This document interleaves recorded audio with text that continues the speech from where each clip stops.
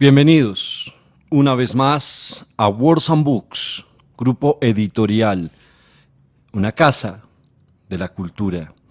Hoy leyendo y trayendo al gran maestro Ernesto Sábato. Los invitamos a dejar sus comentarios, sus like o dislike, a suscribirse por supuesto a nuestro canal si nuestras temáticas, si nuestras narraciones son del agrado de ustedes. No olviden que esto es exclusivamente para ustedes. Leemos a estos autores cuyas obras trascienden más allá del espacio en el que habitamos. Nos cuentan la vida de personajes secretos como Bruno, como Alejandra. Cada uno de ellos es la representación máxima de algo que nos pudo ocurrir en un momento específico de nuestra historia. Recuerden que no somos unidimensionales y no pertenecemos única y exclusivamente a este plano.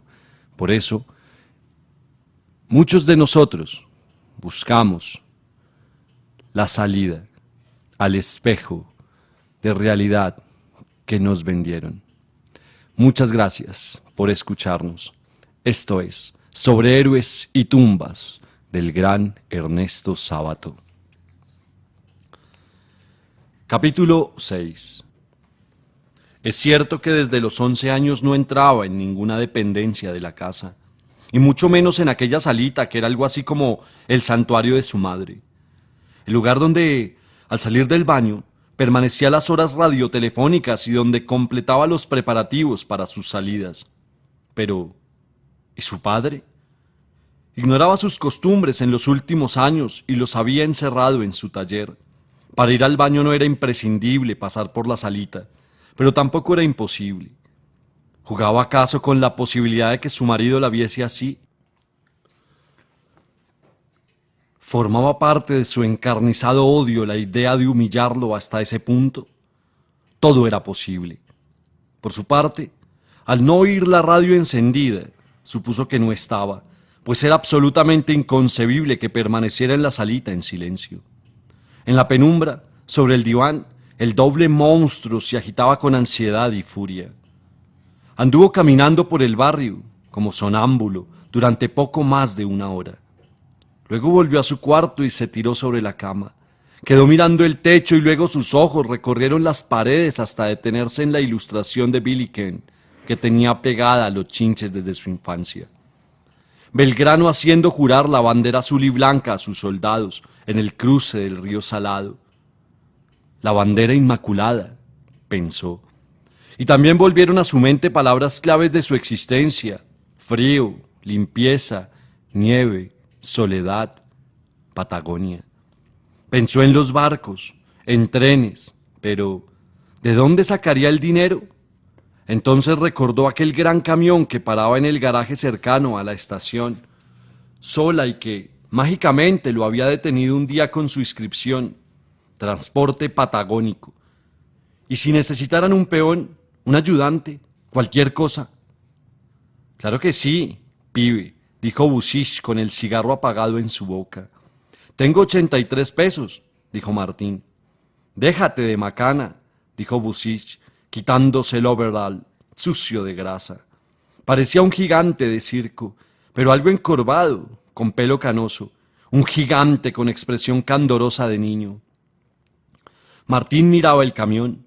Al costado, en grandes caracteres, decía transporte patagónico, y detrás, con letras doradas, se leía: si lo vieras, vieja.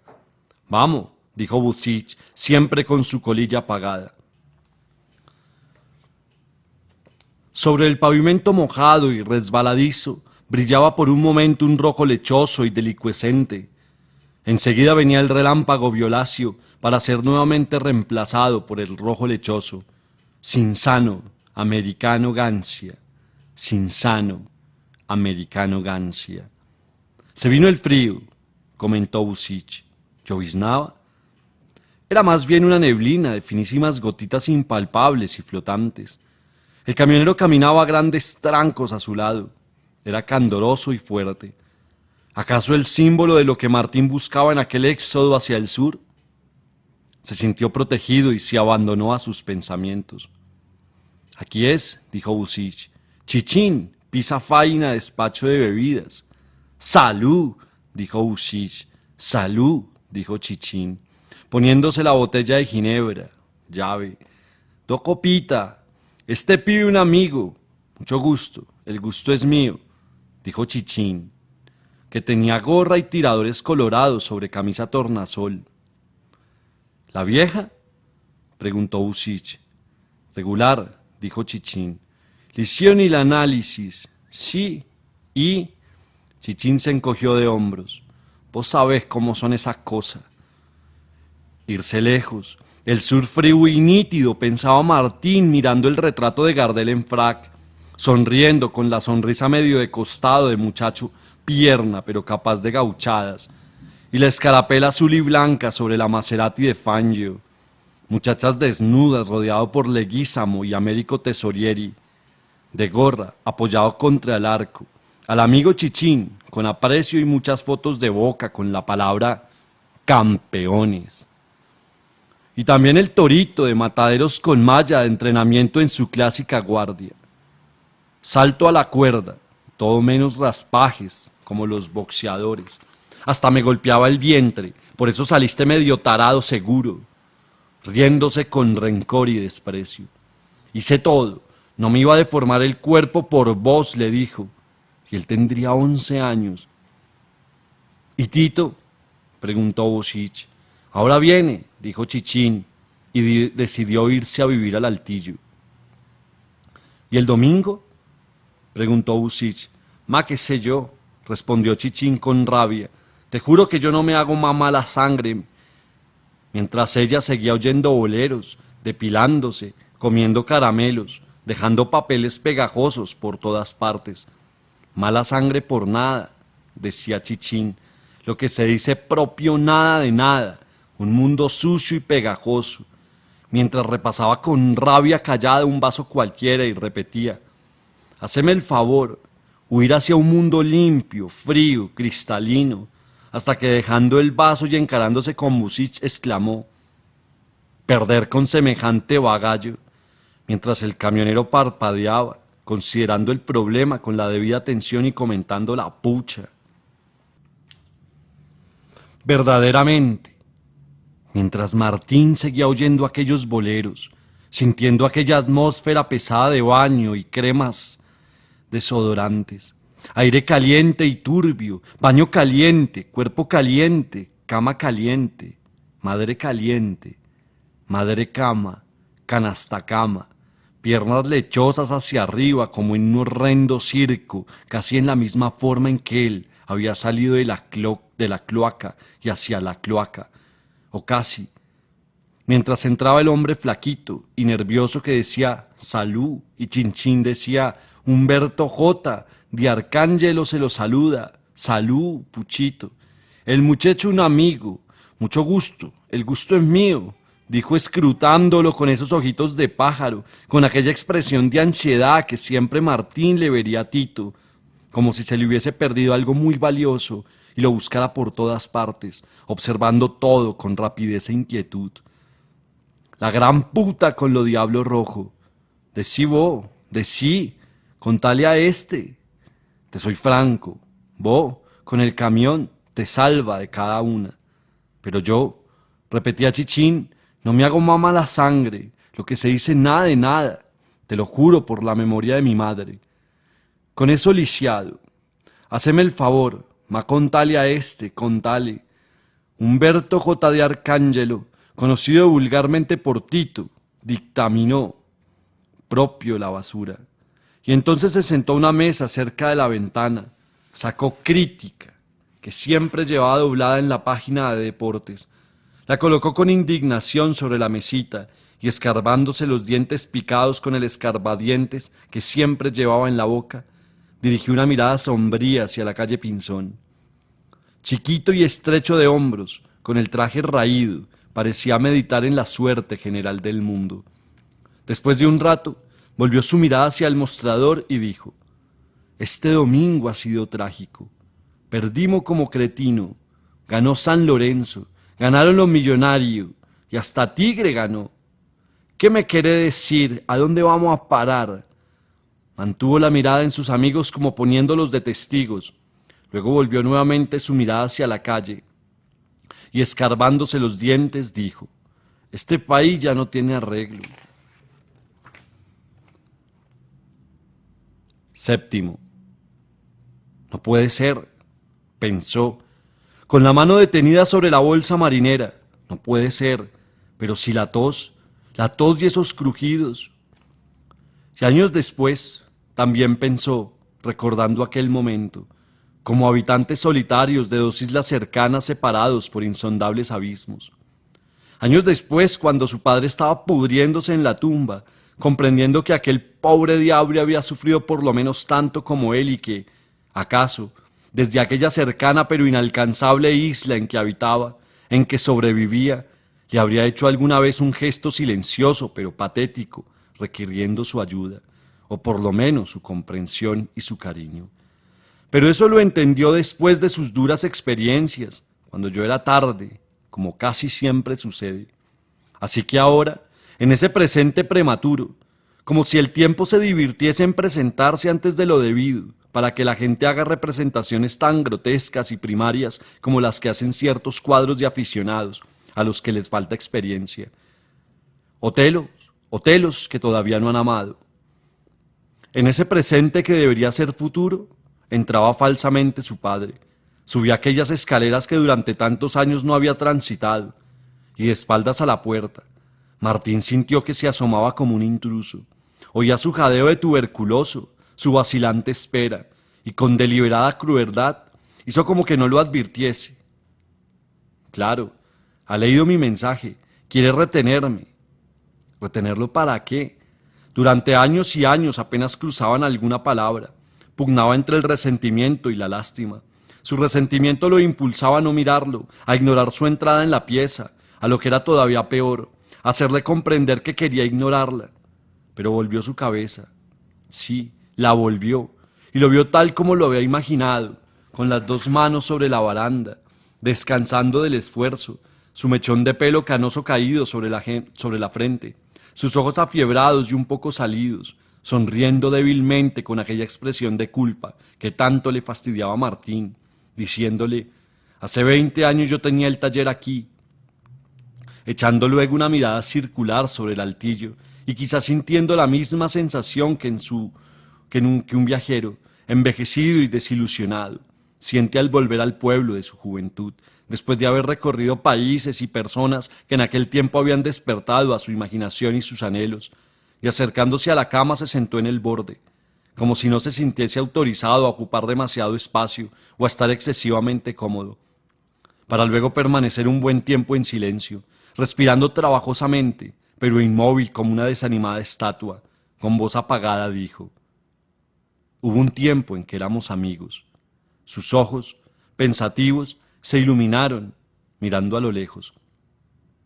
Recuerdo una vez, en el Parque Retiro, pues tendrías, 4, tal vez 5 años. Eso es, 5 años. Querías andar solo en los autitos eléctricos, pero yo no te dejé. Tenía miedo de que te asustaras con los choques. Rió suavemente, con nostalgia. Después, cuando volvíamos a casa, subiste a una calecita que estaba en un baldío de la calle Garay. No sé por qué siempre te recuerdo de espaldas, en el momento en que, a cada vuelta, acababas de pasar frente a mí. El viento agitaba tu camisita, una camisita a rayas azules. Era ya tarde, apenas había luz. Se quedó pensativo y después confirmó, como si fuera un hecho importante. Una camisita a rayas azules, sí, la recuerdo muy bien. Martín permanecía callado. En aquel tiempo pensaba que con los años llegaríamos a ser compañeros, que llegaríamos a tener una especie de amistad. Volvió a sonreír con aquella pequeña sonrisa culpable, como si aquella esperanza hubiera sido ridícula, una esperanza sobre algo que él no tenía ningún derecho, como si hubiese cometido un pequeño robo, aprovechando la indefensidad de Martín. Su hijo lo miró, los codos sobre las rodillas, encorvado, con su mirada puesta en un punto lejano. Sí, ahora todo es distinto. Tomó entre sus manos un lápiz que estaba sobre la cama y lo examinó con expresión meditativa. No creas que no te comprendo. ¿Cómo podríamos ser amigos? Debes perdonarme, Martincito. Yo no tengo nada que perdonarte, pero el tono duro de sus palabras contradecía su afirmación. ¿Ves? Me odias, y no creas que no te entiendo. Martín hubiera querido agregar: no es cierto, no te odio. Pero lo monstruosamente cierto era que lo odiaba. Ese odio lo hacía sentirse más desdichado y aumentaba su soledad. Cuando veía a su madre pintarrajearse y salir a la calle canturreando algún bolero, el aborrecimiento hacia ella se extendía hasta su padre y se detenía al fin en él, como si fuera el verdadero destinatario. Por supuesto, Martín, comprendo que no puedas estar orgulloso de un pintor fracasado. Los ojos de Martín se llenaron de lágrimas, pero quedaban suspendidas en su gran rencor como gotas de aceite en vinagre, sin mezclarse. Gritó: «¡No digas eso, papá!». Su padre lo miró conmovido, extrañado de su reacción, casi sin saber lo que decía. Martín gritó con encono: «Este es un país asqueroso. Aquí los únicos que triunfan son los sinvergüenzas». Su padre lo miró callado, con fijeza. Después, negando con la cabeza, comentó: «No, Martín, no creas». Contempló el lápiz que tenía entre sus manos y después de un instante terminó: «Hay que ser justos. Yo soy un pobre diablo y un fracasado en toda regla y con toda justicia. No tengo ni talento ni fuerza. Esa es la verdad». Martín empezó a retraerse de nuevo hacia su isla. Estaba avergonzado del patetismo de aquella escena y la resignación de su padre empezaba a endurecerlo nuevamente. El silencio se volvió tan intenso y molesto que su padre se incorporó para irse. Probablemente había comprendido que la decisión era irrevocable y, además, que aquel abismo entre ellos era demasiado grande y definitivamente insalvable. Se acercó hasta Martín y con su mano derecha le apretó un brazo. Habría querido abrazarlo, pero ¿cómo podía hacerlo? «¿Y bien?», murmuró. ¿Habría dicho algo cariñoso Martín de saber que aquellas eran realmente las últimas palabras que oiría de su padre? ¿Sería uno tan duro con los seres humanos?, decía Bruno, si se supiese de verdad que algún día se han de morir y que nada de lo que se les dijo se podría ya rectificar. Vio cómo su padre se daba vuelta y se alejaba hacia la escalera, y también vio cómo, antes de desaparecer, volvió su cara con una mirada que años después de su muerte Martín recordaría desesperadamente. Y cuando oyó su tos, mientras bajaba las escaleras, Martín se tiró sobre la cama y lloró. Solo horas más tarde tuvo fuerzas para terminar de arreglar su bolsa marinera. Cuando salió eran las 2 de la mañana y en el taller de su padre vio luz. Ahí está, pensó, a pesar de todo vive, todavía vive. Caminó hacia el garaje y pensó que debía sentir una gran liberación, pero no era así. Una sorda opresión se lo impedía. Caminaba cada vez más lentamente. Por fin se detuvo y vaciló. ¿Qué es lo que quería?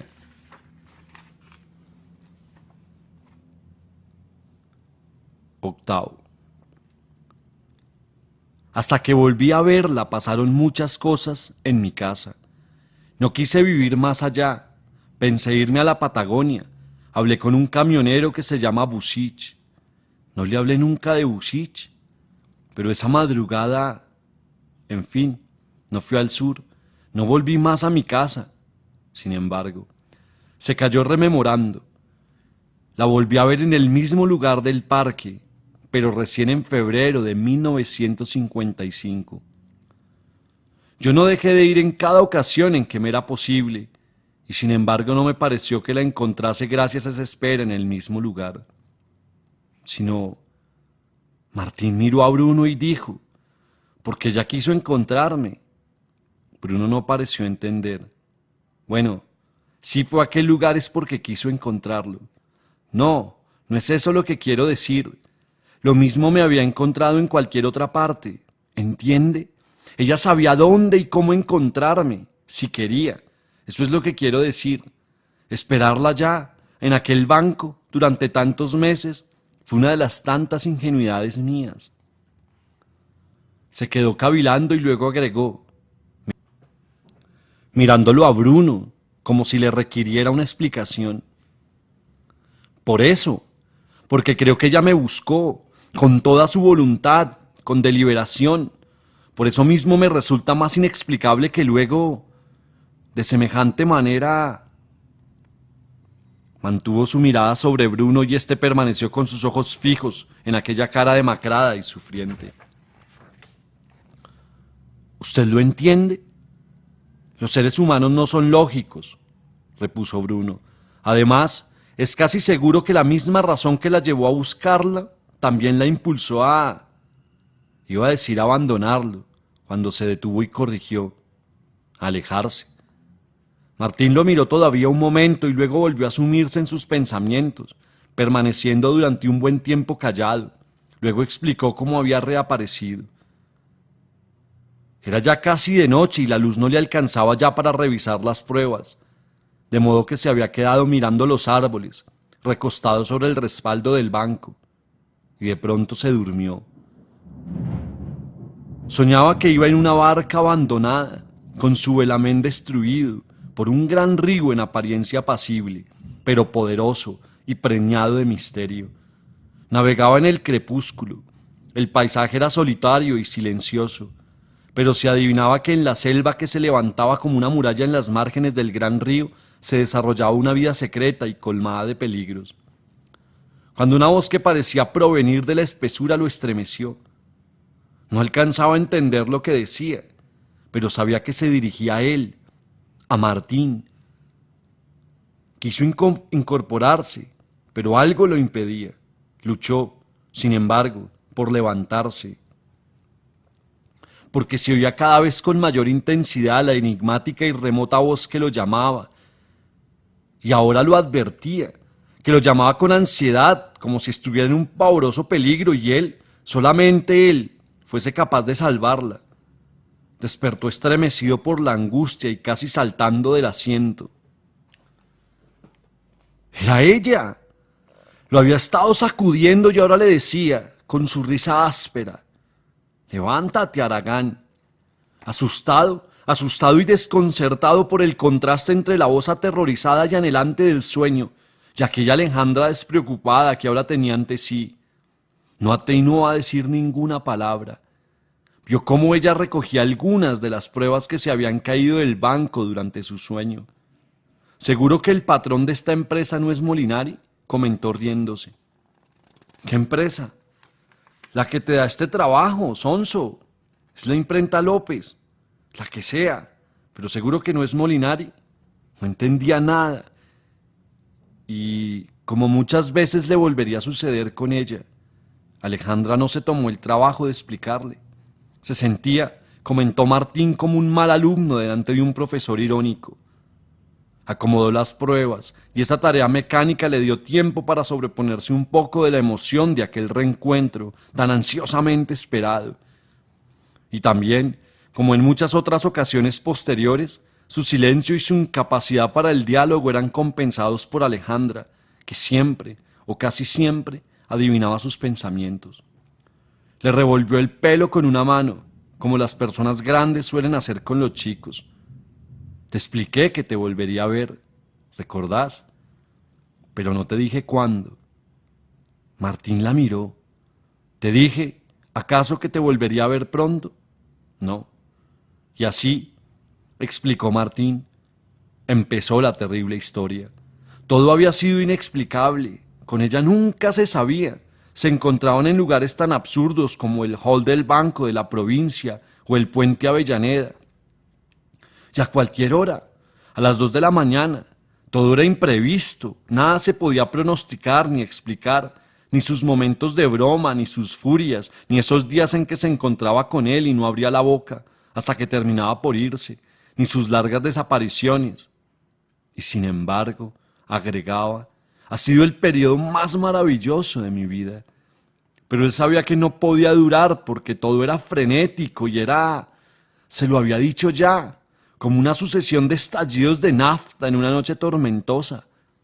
Aunque a veces, muy pocas veces, es cierto, parecía pasar momentos de descanso a su lado, como si estuviera enferma y él fuera un sanatorio o un lugar con sol en las sierras donde ella se tirase al fin en silencio. O también aparecía atormentada y parecía como si él pudiese ofrecerle agua o algún remedio, algo que le era imprescindible para volver una vez más a aquel territorio oscuro y salvaje en que parecía vivir y en el que yo nunca pude entrar, concluyó, poniendo su mirada sobre los ojos de Bruno. De esta manera, llegamos al final del capítulo 7 de esta fantástica novela. Mañana, un nuevo relato de esta magnífica historia que nos adentra en las turbulencias de los pensamientos de las mujeres, de la dualidad, de la felicidad y de la tristeza que siempre están marcando el camino y que de alguna manera, en medio de la absoluta alegría, se está tejiendo el camino a la absoluta desdicha. Un abrazo. Feliz martes.